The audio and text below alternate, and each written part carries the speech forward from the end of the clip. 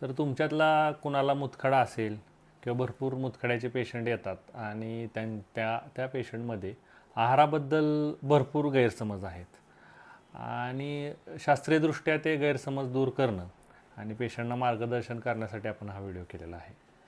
तर यामध्ये आपण की काय किडनी स्टोनच्या पेशंटनं काय खावं काय सगळ्याबद्दल माहिती घेणार आहोत. तर सगळ्यात महत्त्वाचा घटक आहे किडनी स्टोनच्या पेशंटमध्ये की पाणी पिणं. तर पाणी किती पिलं पाहिजे.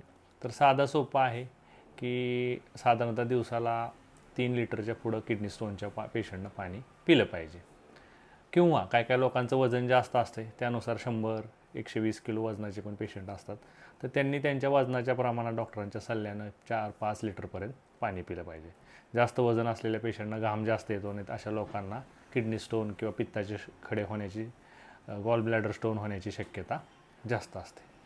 तर आणखीन एक असा साधा नियम की जो किडनी स्टोनच्या पेशंटनी पाणी पिण्याबाबतीत की तुम्ही प्रत्येक वेळी जेव्हा लघवी कराल तेव्हा आपली लघवी शुभ्र पांढरी झाली तर आपण व्यवस्थित पाणी पितो आहे आणि त्या लघवीचा रंग पिवळसर लालसर व्हायला लागला तर आपल्या शरीरात पाणी कमी पडतं आणि डिहायड्रेशन होतं असं समजायचं.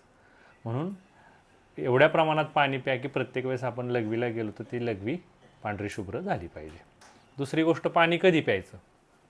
तर शक्यतो सकाळी उठल्या पाणी जास्त पिलं पाहिजे जेणेकरून रात्री जे शरीरात टॉक्झिन्स निर्माण झालेले असतात ते लघवीवाटे बाहेर पडतात.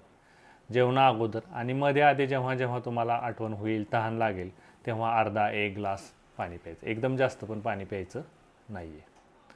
नंतर दुसरा आहारातली गोष्टी की ज्यानं किडनी स्टोन वाढतो किंवा किडनी स्टोनचा आणि कॅल्शियमचा असा बऱ्याच गोष्टी त्याच्याबद्दल अशास्त्रीय लोकांना माहिती आहे. तर कॅल्शियम पूर्णच बंद केलं जातं तर ते पूर्ण चुकीचं आहे. नॉर्मल तुमच्या डेली रिक्वायरमेंटचं कॅल्शियम तुमच्या शरीरातनं आहारातनं गेलं पाहिजे. ह्याचं कारण असं आहे की जर कॅल्शियम योग्य प्रमाणात तुमच्या पोटात नाही गेलं तर जे कॅल्शियम आहे ते आपल्या आतड्यांमध्ये ऑक्झिलेटमध्ये बाइंड होतं आणि ते आपल्या संडासवाटे बाहेर टाकलं जातं. जर कॅल्शियम कमी प्रमाणात खाल्लं गेलं तर ते ऑक्झिलेट आपल्या रक्तात परत ॲब्सॉर्ब होऊन किडनी स्टोनचा धोका आणखीन वाढतो.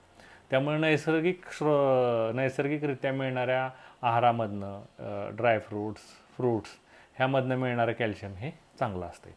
फक्त सप्लिमेंट्स घेताना तुम्ही जेव्हा कॅल्शियमचे सप्लिमेंट्स किंवा कॅल्शियमच्या गोळ्या घेता त्या घेताना फक्त डॉक्टरांच्या सल्ल्यानं घेतल्या पाहिजे. त्यामुळे कॅल्शियमयुक्त आहार डेली रिक्वायरमेंट एवढं कॅल्शियम घेणं गरजेचं आहे. दुसरी गोष्ट की बऱ्याच लोकांमध्ये असं आहे की बिया खाऊ नयेत. बियांची असलेली फळं जसे की टोमॅटो, पेरू, डाळिंब अशी बऱ्याच गोष्टी की ज्यात बिया आहेत ते खाऊ नयेत. तर ही एक आपण म्हणू की अंधश्रद्धा आहे की जुन्या लोकांना असं वाटायचं की बी खाल्ली की तीच आपल्याला त्याचा स्टोन किडनीमध्ये जाऊन बसतो आणि मग ती मीठ हळूहळू वाढत गेली आणि अशास्त्रीयदृष्ट्या त्याचा पसरत गेलं की बियाचं काय खायचं नाही. पण तसं काहीही नसतं. बिया ह्या आपल्या शरीरात जातात पोटात आपण त्यांना आपल्या पोटात ते पचवल्या जातात आणि त्या संडासवाटे बाहेर टाकल्या जातात. त्यामुळे त्याचा आणि स्टोनचा काही संबंध नाही आहे. त्या बिया कधीच स्टोन होऊन जात नाही आहेत. त्यामुळे बिया असलेली फळं खाण्यास काय हरकत नाही आहे. तर काय काय खाल्लं पाहिजे. तर सात्विक आहार घेणं गरजेचं आहे. आपला महाराष्ट्रीयन आहार. महाराष्ट्रात उष्णता जास्त आहे, हीट जास्त असते, गरमी जास्त आहे. त्यामुळं हायड्रेशन मेंटेन करणं, महाराष्ट्रीयन आहार घेणं, भाकरी चपाती भाजी सर्व प्रकारच्या भाज्या खाणं गरजेचं आहे. जास्त काय खाल्लं पाहिजे.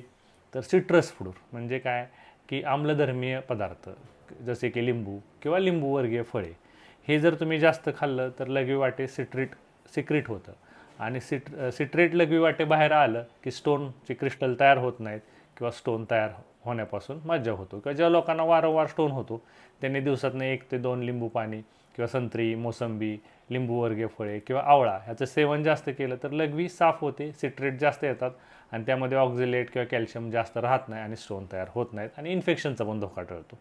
त्यामुळे जेवढं जास्त सिट्रेटयुक्त आहार घ्याल तेवढं चांगलं आहे. जास्तीत जास्त तुम्ही फळं, हिरव्या पालेभाज्या, फ्रूट्स, सलाड हे खाल्लं तर आहारात फायबरचं प्रमाण वाढतं. फायबर वाढले की गट बॅक्टेरिया चांगलं होतात. गट बॅक्टेरिया आणि किडनी स्टोनचा पण भरपूर मोठा संबंध आहे. तर जेवढं तुमच्या गट हेल्दी तेवढं स्टोन होण्याची शक्यता कमी असते.